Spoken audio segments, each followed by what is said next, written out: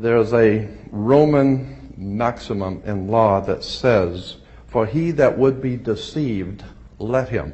Simply meaning, if you are so ignorant as to be deceived, then that's your business. That's your problem. So you need to do your homework and find out what the words mean, especially in relation to law and government. Because there is a world of occultism that is operating today in which you use certain words, and when those words are used in a court, they don't mean the same thing at all. Understanding law and the words of law, there are two things that this planet has: water and earth, water and land. Consequently, there are two kinds of law: the law of the land and the law of water. You need to understand the difference. The law of the land is the law of the culture that lives on the land. And so consequently, the law of the land is different in every country. You can do things in America you can't do in Russia. However, there is a higher law that dominates the entire world. It's called the law of the water. The law of water is referred to as the law of money. It doesn't matter what color you are, where you're from, or where you live. Money is money. And anytime you're doing banking or using money, you are now under the law of water, maritime admiralty. If you go back in history where all of this began, back in the land of Canaan, and you probably have heard in the Bible, the land of Canaan. The Canaanites were Phoenician bloodline, and in the ancient Phoenician language, Cana meant merchant, banker. The very word merchant comes from mer, M-E-R, for the sea, for water. As a mermaid, we have merchant. Merchant, bankers. Let me give an example of the difference between the law of water and the law of the land. The Statue of Liberty must be put in water. It could not be put on American land as such. It had to be put in a harbor because it's not the Statue of Freedom. It's a Statue of Liberty. Liberty is what a sailor gets when he pulls into port on a ship. He gets liberty. He's not free. So America is not the land of the free and the home of the brave. We're not free or brave, period. And make no mistake, they do not pick words by chance. These words are very serious. Now let me give you an example of how this law of the water works. Why is it that you have to go to court? You go to court because you play basketball and tennis on a court. How do you play tennis on a court? You play with a racket. Why? Because that's what it is. It's a racket. When you go into a court, what's the idea of going to court? It's a game, like basketball. The whole idea in a court, one team gets up and they throw the ball over to that team of lawyers. That team gets up and throws the ball back into their court. And the judge is wearing a black robe, so he is the referee. He doesn't care which side wins or loses because he's going to get paid anyway. So he couldn't care less. The judge is a referee between two teams. The judge rules from the bench. The word bench in Latin is a bank. Therefore, the judge rules for the bank. Where do you find banks? You find banks on both sides of a river. They're called river banks.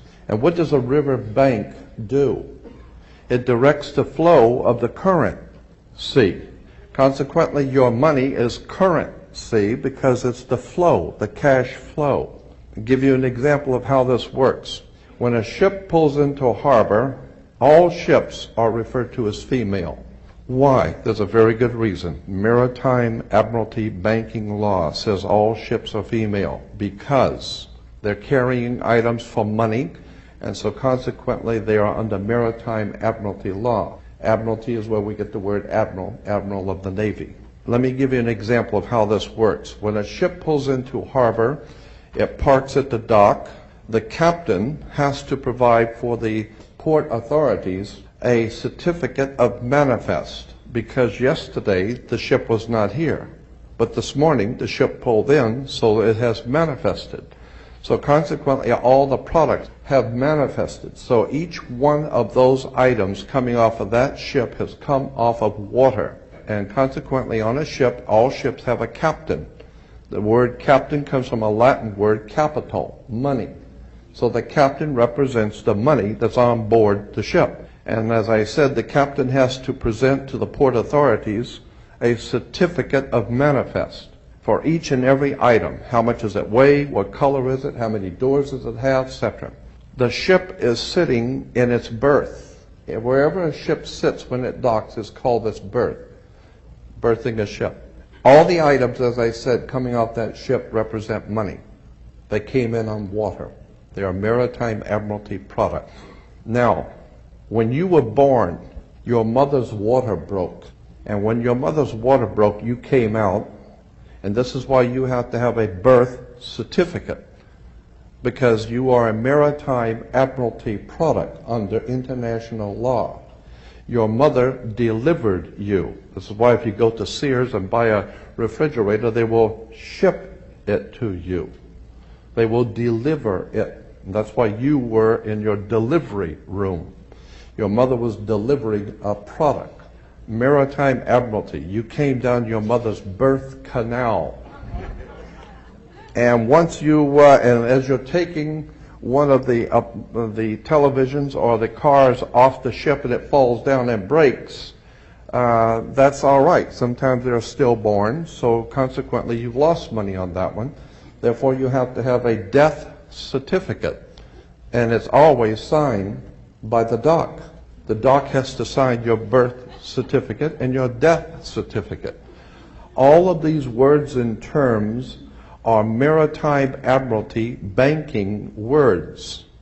And therefore, if you understand lawyers and judges and courts and government are all under international maritime admiralty law. All religions, all churches in the world operate under maritime law. This is why all churches are divided into denominations, like 20s and 50s and 100s. This is why they're called denominations, because all churches are nothing more than the product of maritime admiralty banking. It's an extraordinary story of occult treason, high treason, and crimes against the state. Make no mistake about it. The concept of human, spiritual, intellectual, and physical freedom never, ever existed on the earth. Think about this. When cowboys in Indian movies, when the cowboys would ride into town, they were wearing guns. How come they could walk into a bar carrying guns? And if two guys got in an argument, they could go out on the street and draw on each other in front of the sheriff's office, and the sheriff would do nothing. The reason why is because before 1868, all Americans were considered sovereigns. In 1868, there was a corporation founded. They referred to it as the United States Corporation. And they stipulated that anybody who would be a member of that corporation or work for that corporation would be called not an employee, but a citizen. So today, if you are asked, are you a citizen of the United States? What you think you're being asked is, are you lawfully in this country to do business? They didn't ask you if you were in America lawfully. They ask you a specific question. Are you, of your own volition, out of your own mouth, testifying that you are a citizen of the United States? Because in that way, citizen of the United States means you are an employee of a foreign corporation operating on international maritime law. So today, the President of the United States is the President of a privately owned company. The company is called United States. And the word president is always a word that is used in corporate law. Banks have presidents. All companies have presidents. So there's a corporation called United States, privately owned, and it has a president. Privately owned, out of England. And you need to understand words and terms, because I believe that there is a divine presence in the universe that men call God, and one day that divine presence is going to move on the earth, and we're going to see freedom come back to this world. And when it does, you're going to need to understand words and terms and how they have been used to trick you.